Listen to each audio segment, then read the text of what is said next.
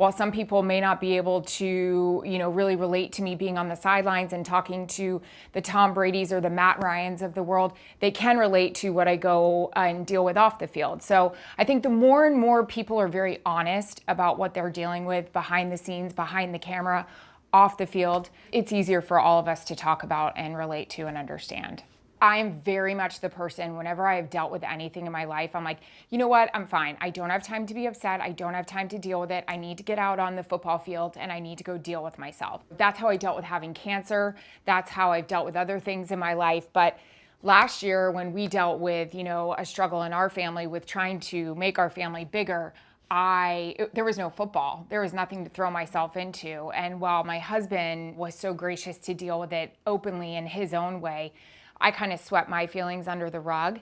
And it wasn't until like a couple weeks later that I had a few friends pull me aside and just say, you're not okay. You're not right. I was having problems even forming sentences. I was forgetting words to things. It was just, I was off. I knew it, but it wasn't until a couple of people really grabbed me and they're like, there's something wrong. So I let myself cry. I let myself grieve. I started to go talk to somebody. I went and, dealt with my body and trying to let the anger and sadness come out that way. I'm not saying I had to hit ground bottom, but I had to go through a few things for people to just be like, you're not right. And I'm grateful for them, and I'm grateful that I also am starting to deal with it. It's helped me deal with other things in my life when I feel like there's a bit of a conflict or adversity. I'm like, I got to cry this out. I got to talk it out. I can't sweep it under the rug because it's going to affect you. And I think people are obviously understanding that. It may not affect you now, but it could affect you later.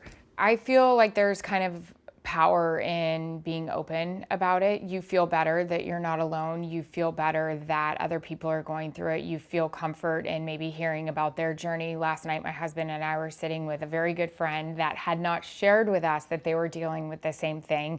And, they were kind of discussing their fears and their anxiety. And we were like, hello, we have been here. Like, why have you not talked to us about this? And then today they started firing off questions about what they're dealing with. And I was like, you're fine, you're good. Call us if you need us. But that's just a little bit of, comfort we can offer their anxiety and their questions and their fears. And that's been weighing on them mentally. The more and more people can feel comfortable about sharing where exactly they are, what their state of mind is, the more we all can relate, have empathy, and help each other out.